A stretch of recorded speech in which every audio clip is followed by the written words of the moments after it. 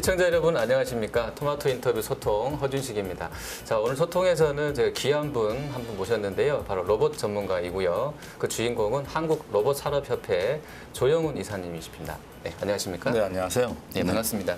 자, 이사님, 저희가 이제 그 4차 산업혁명 시대를 맞이하게 되면서 뭐 빅데이터라든지 뭐 클라우드, 뭐 딥러닝, 인공지능 이런 용어들 많이 접하고 있습니다.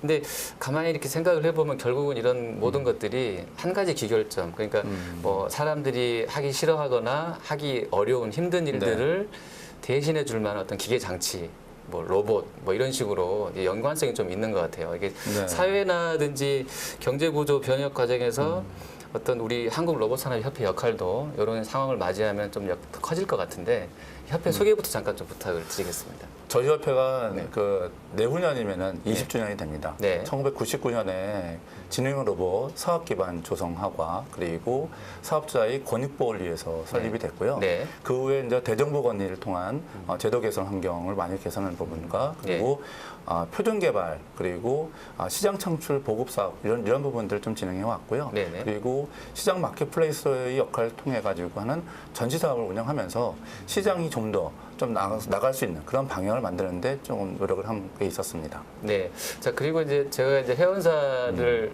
좀 궁금하기도 하고 해서 홈페이지를 제가 여기 찾아뵙기 전에 좀 들러봤더니 뭐 하나테크인 임원사로 올라와 있고요. 그리고 뭐 삼익 THK도 있고 일반 회원사로는 뭐 현대차, 삼성전자 같은 아주 뭐 큰 회사들도 들어와 있더라고요. 이 협회 구성이 좀 어떤 업체들로 좀 주로 이루어져 있을까요?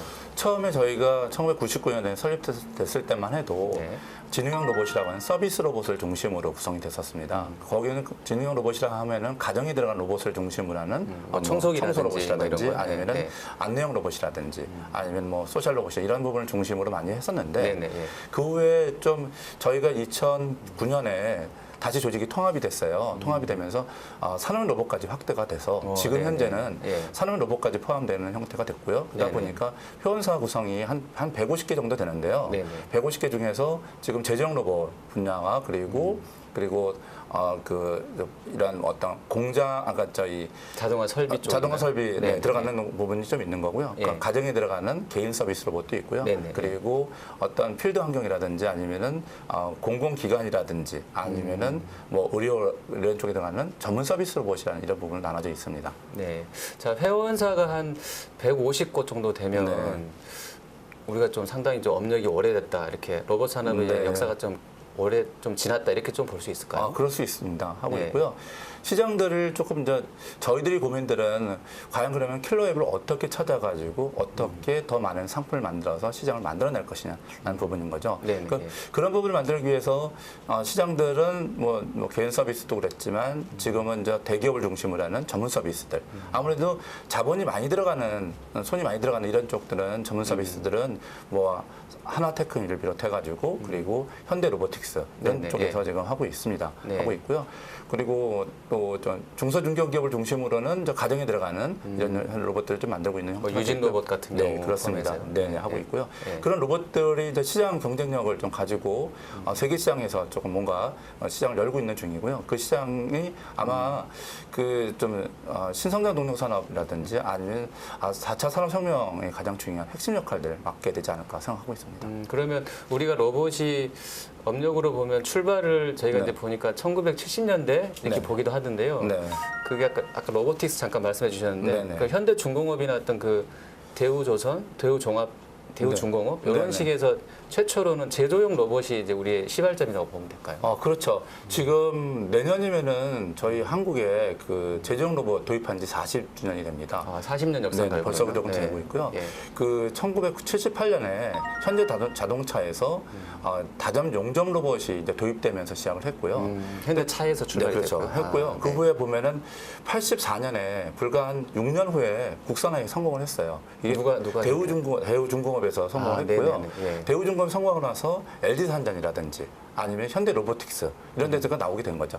현대중공업이 좀 바뀌긴 했습니다만 그런 회사들이 좀 나오게 됐던 거고. 근데 그러면서 제정로봇의 전성기가 한국에 예. 좀 있어가지고 네네. 잘 진행됐는데 예. 아쉬운 일이 뭐 누구나 다 알고 있는 1997년에 IMF가 터졌어요. 네네. 그러면서 현대중공, 그러니까 현대로보틱스를 제외한 모든 사업들은 다 철수를 하게 됐어요. 대기업에서. 그러니까 제정로봇 관련되는 부분에서 다 철수하는 과정이 되다 보니까 그 다음에 뭐 분사해가지고 뭐 창업하기도 하고 뭐 여러 가지 역할을 하게 되었던 거고요. 네네, 예. 그런 부분에서 지금 시장을 중소중견기업 중심으로 경쟁력 있게 지금 만들어가고 있지 않나 생각이 드는데요.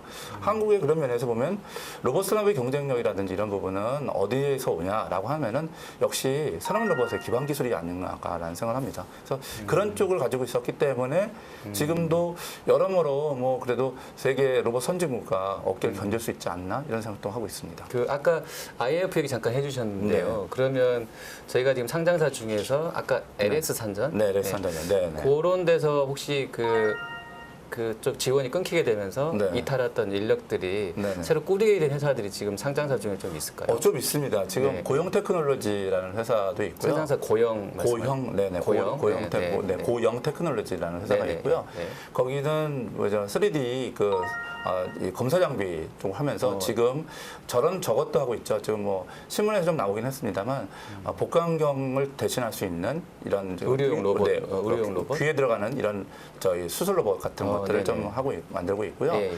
그리고 또 저기한 부분들은 로보스타라는 회사가 있어요. 로보스타라는 회사는 이제 직교좌표를 비롯해 가지고 다관절 로봇 지금 수직 다관절 로봇을 좀 만들어서 네네. 얼마 전에 보니까 협동 로봇도 만들었더라고요. 네, 네네, 하는 예. 그런 시장을 갖고 있는 회사도 하나 있고요.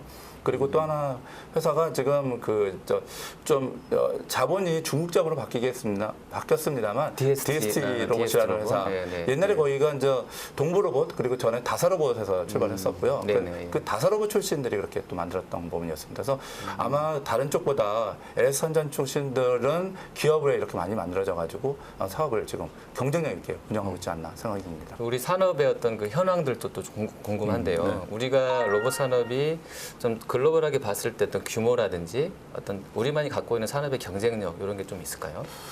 지금 그 세계 로봇 시장 규모는 179억 불 정도 되고요. 한국의 로봇 산업 시장은 4조 원 정도 되는데 그 세계 시장이라든지 국내 시장 똑같은 부분이 제조용 로봇의 규모가는 전체 한 60% 정도를 차지하고 있습니다. 차지하고 있고요. 나머지 이제 40%가 중에서 뭐 20% 정도가 서비스 로봇 그리고 나머지가 이제 부품 이런 식으로 나눠져 있습니다. 이렇게 구성되어 있고요. 그리고 우리나라는 다른 나라보다 그런 부분이 좀 있는 것 같아요. 그러니까 그 경쟁력이 과연 외국 사람들이 만나면은 한국 로봇 산업의 경쟁력이 뭐냐. 대기업도 아닌데 중소중견기업이 있는데 이렇게 경쟁력을 가질 수 있느냐라는 얘기들을 가끔 듣고 있거든요. 그런 얘기 듣는 부분들은 사실은 그 대기업 출신들이 나와서 창업을 하고 대기업 분사했던 이런 부분 속에서 아무래도 좀 숙련된 기술자들 그리고 해외 마케팅 경험했던 부분이 좀 많았다는 부분인 거고요.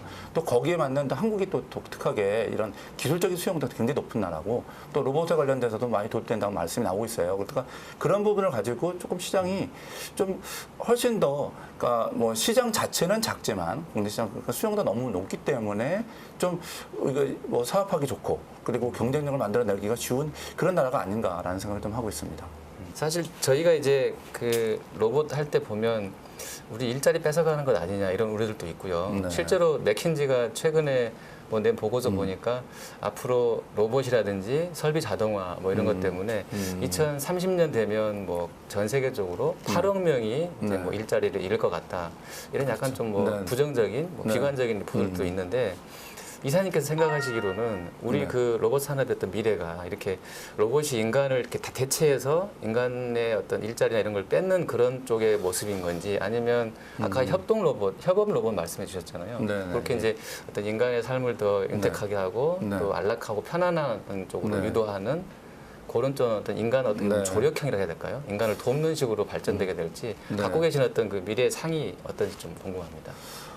지금 과거에는 로봇 따로 인간 따로 이렇게 많이 활용이 됐어요. 그래서 산업용 로봇이라고 해가지고 공장 자동화에 들어갔던 많은 로봇들은 그러니까 사람을 해치고 위험 요인들이 굉장히 많아서 펜스도 치고 많이 했는데요. 지금은 그렇게 하지 않고 인간 바로 옆에서 인간의 팔을 대신하고 인간의 자연스러운 어떤 자유도를 이용하고자 하는 협동 로봇이 만들어지는 형태로 협업 분위기가 좀 많이 만들어지고 있습니다. 하고 있고요.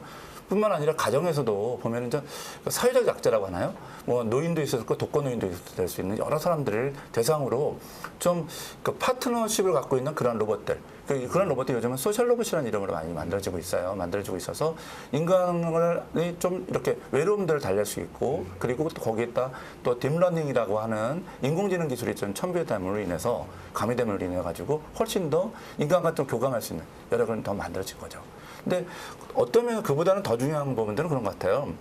이게 제품이 상품화 되느냐가 중요하다고 저는 생각합니다. 상품화가 되기 전까지는 아무리 어떤 로봇을 만들더라도 팔리지 않기 때문에 그게 사회적 변화를 이끌어가지 못하죠. 사회적 문화적 패러다임을 변화시키려면 상품화되고 양산화되는 그런 체제가 돼야 되는 것인데 그 정도 되는 거 가지고 과거에 보면 작년에 그 이렇게 바둑 할 때 했던 뭐 알파고도 좀 그렇게 했지만 그런 로봇을 뭐 10억 정도를 가지고 산다고 하면 살 수 있는 사람이 많지 않을 거라고 생각하거든요. 그러니까 그런 것들이 얼마만큼 많이 필요하냐는 부분이고 더 위험한 더 저기한 부분들은 우리가 지금 위험 요인들이 많아요. 그리고 이렇게 뭐 위험 요인이라고 하는 것에서 어렵고 위험한 부분이 많거든요. 예를 들어서 어떤 배기가스들이 들어가 있는 위험, 메탄가스들이 들어가는 그런 환경 속에 사람이 들어가는 경우가 많거든요. 그런 경우에 사람은 유해 환경에 접할 수 있는데 거기에 로봇이 들어갈 수 있는 거고요. 그리고 뭐 유리창 청소 같은 거 하는 경우에도 이거 잘못하면 다 떨어지잖아요. 떨어지는 부분들을 대신할 수 있는 부분들. 이런 부분들은 금방 상품화돼 가지고 인간의 삶을 바꿀 수 있죠. 그런 분들이 일자리가 잃었냐는 얘기하기에는 조금 다른 부분인 것 같아요. 네, 그래서 저 생각에는 그 새로운 문화가 좀 바뀔 거라고 생각하고 있고요. 그리고 가장 시장이 창출되는 분야부터 시작될 거라고 생각하는데 인공지능 관련되는 부분들은 걱정하지 않으셔도 될 것 같아요. 아직은 인공지능과 관련돼서는 보면은 특정 분야에 대해서만 이렇게 연구를 하고 있지 인간을 대항할 만큼 인간과 이렇게 함께 대등하게 할 만큼 어떤 경쟁할 만한 그런 정도의 모든 걸 다 이런 판단 능력을 갖고 있는 로봇은 아직 만들어지지 않았어요.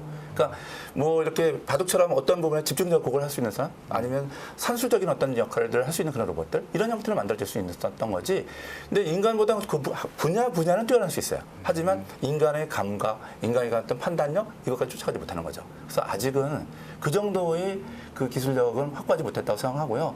그리고 물론 그런 건 있을 수 있어요. 제 고민 중에 하나는 괴팍한 우리 영화에서 많이 보셨잖아요. 괴팍한 과학자가 여러 가지 묶어가지고 하나 만든 다음에 이상한 일을 하는 거는 그거는 저희가 할 수 없지만 보편적으로 양산 제품이 돼서 시장을 열고 그리고 우리 삶을 변화시키는 문화적인 패러다임을 싹 변화시킬 수 있는 이런 부분들까지는 아직은 좀 용원하지 않겠나 하는 생각이 들어서 별로 그렇게 걱정하지 않고 산업을 육성시키는 게 더 중요하다고 생각합니다. 네, 알겠습니다. 오늘 말씀 잘 들었습니다. 네, 감사합니다.